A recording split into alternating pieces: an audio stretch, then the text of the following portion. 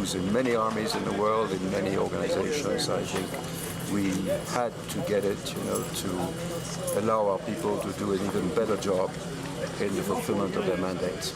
The MONUSCO mission will start with 2 UAVs, but up to 5 could be in operation after trials are completed. Mais il y a d'autres missions. There are other missions who are saying already, we will need drones that would considerably improve both protection of the soldiers to see if threats are out there and also to ensure protection of civilians.